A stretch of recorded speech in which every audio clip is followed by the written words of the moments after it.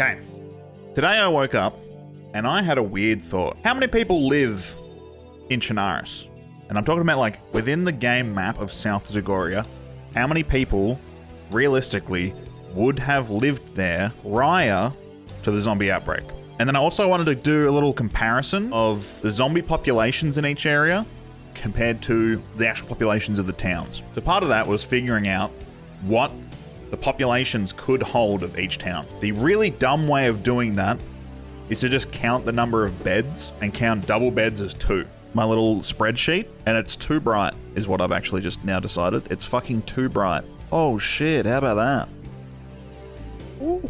Alright, let's count some beds. Some houses have doors that are blocked off, so we can't know what's inside those rooms. We have to kind of like estimate that as well. So we know for a fact in this building there is 1 bed. Do you want to estimate that the population would be 3? 1 down, like 30 to 40 to go. But the issue with that is that a lot of houses don't have any visible beds. Psychotic building has a couch though. So we have to do a little bit of creative estimate based on the number of windows and how many people could realistically live in a house. Oh, now here's something to keep in mind. This has an upstairs. So this is probably actually a staircase or a ladder. So that's good intel. We can estimate that probably 2 people live in there. If you could enter every single space within a building, then however many beds it had, that's how many people it held. The funny thing about the watermelon is you can access every room in it. Number of beds, 1 holds 1. 1 motherfucker lives in that thing. But this motherfucker ain't got no bed at all. No one lives here. 0 beds, 0 fucking people live here. And then it comes down to other buildings where it's like, could someone stay here? Because, so the red brick building. So we've got like a meeting hall here. A little communal kitchen. You could assume there's some bathrooms in here. Red brick. Number of beds is 0. I think this is meant to be like a town hall communal space building and not really a home. It's got fucking containers in the yard. That's a town hall. That shit houses 0. Not necessarily like there'd be a permanent residence there. And so while we're talking about permanent residence, I had to figure out, a lot of tents have bunk beds. And then there's the little hunting cabins. And then you have prison cells. And I was thinking, those things don't feel like permanent residences. Oh, Novo Tower has apartments. These could be offices, and these are livable spaces. That's really interesting. So I counted every single bed in a barracks as a permanent residence, and buildings like the Orange Brick as a semi-permanent residence, but not tents. And the way I think about that is, a tent you stay in very short term, but a barracks is for a stationed military unit. Semi-permanent residency to me means they're spending money in the local economy, and that means they live there. That's a kitchen right there. It's also apparently where grandma's fucking constructing. Before I go in there, let me think about it. It's gonna have a double bed in the room to the right of where I'm facing right now. A single room ahead of me, desks and shit, and like an ugly chair.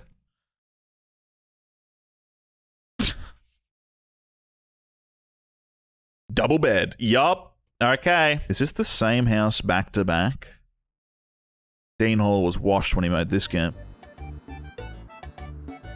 Holy shit, turn it up. So, figured out what the holding capacity of each building was, and then I need to figure out how many of each of those buildings are in each town. Now, the dumb way of doing that would be to fly around the map and just count the variants of every building. That would take fucking forever. But I'm smart. I went into Terrain Builder with Chernarus and selected the towns to then count instances of each building. One? This is definitely not interesting at all. If you count only the beds that could be permanent residences, we're looking at 3,600 beds. But if we use my estimated number of residences within each building, we're looking at around 22,000 people living in Chernarus. Here's the crazy thing. You know those apartment buildings? In those alone, a little under 11,000 people live. That means nearly 50% of all people that live in Chernarus live in these buildings. That's fucking crazy. Now here you can see my math. per building, here we have the number of beds I could actually count within the building. And here's my estimate of how many people actually could live in that building if we could enter all of the rooms and whatnot. Some of these might be a little high, might be a little low. But again, you gotta play the estimates based on the size of the house, whether or not they have a visible bathroom or an outhouse instead. Some of these buildings have spaces that have windows from the outside, but it's just not feasible to have a room within the space within the wall. Also, how the hell do they get in? Do they crawl in there? What the fuck? How do they get into that room? Seems after the tenement buildings, the variant building that holds the most population in the entire map is the pink roof looking house. Pink roof. Yeah, that's so valid. I've literally never noticed that. Damn, that roof is pink though. I'm colorblind. So Berezino Upper actually has 2/3 of the whole population of Berezino. Greater Berry holds a little over 1,000 people. Now, while we're talking about large cities, you might think Electro. Electro is a big city. It has some apartments. Only 900 people in Electro, meaning that Greater Berezino is more populous than Electro. Let's look at another one. Here we have Novo. Holds 2,500. So that's more than Greater Berezino and Electro combined. But what's weird is that Novo is still smaller than Dubkey. Dubkey is one of the 3 apartment block suburbs above Cherno. These really tall apartment buildings are insane for population density. I mean, I kind of get why the Soviets built so many of them. Kind of feel like with the housing crisis going on in Australia, we could probably do with a few of those. But that is an insane number.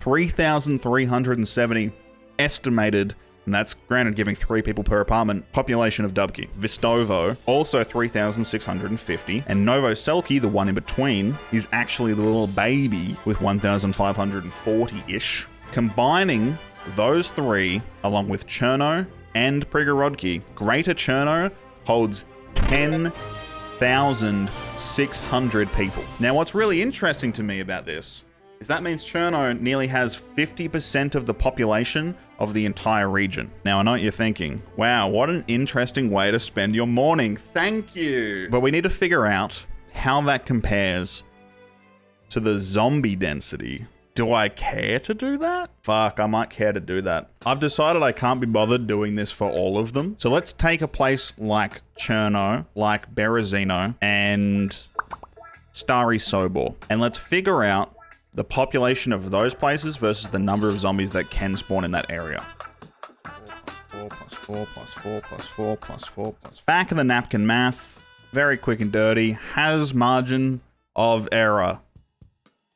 Do you want to be more thorough? Go right ahead. Let's talk about why there aren't huge hordes of zombies. Why don't they go for more of a zomboid route where there's just a lot of zombies? You have people spread out across the whole map, and if you have 60 people and none of them are near one another, then they all need to have zombies spawning in near them. There's a hard cap on each server. I think it's around 1,000 for dynamic AI. That means only 1,000 zombies can exist on the server at one time. Playing on like a full 60-pop server, and you're running around and you realize, there's no zombies in this town. That's weird.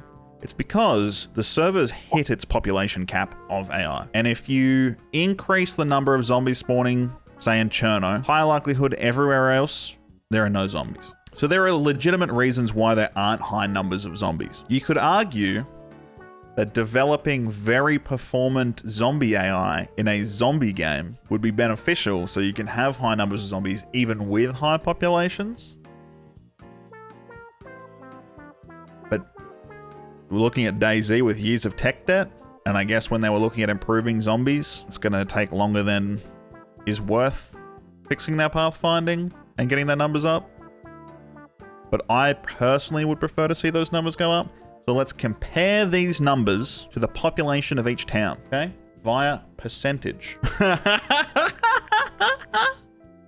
What the fuck? Okay. Now that is interesting. Stary Sobor has anywhere from 31 to 52% of the population as zombies. That means roughly half are either dead or have evacuated. Next, Berezino, with a population a little over 1,000, anywhere from 19% to 30% are zombies, meaning that 3/4 of the population are either dead or have evacuated. So that's a very big gap. The highest possibility being half represented as zombies in the game, to just down to 1/4 of the population being represented as zombies in Berezino. Now, as we know, Cherno has the highest population density, so it's not surprising when Cherno has anywhere from 3% to 4.5% zombies per their population. Over 95% of the Cherno population is not represented by the zombies. They're either dead or evacuated. You know, Balota airfield's right there. Maybe they did get out. But I think it's a huge gap between Starry being possibly, you know, like 40% represented to 3.6% represented. So what did we learn? I don't know. Chernarus maybe had 22,000 people live in it. Cherno, thanks to its apartment blocks, could hold up to 10,000, 11,000 people. Cities, especially ones with apartment buildings, are drastically underpopulated by zombies compared to villages. What do you do with that information? I don't know.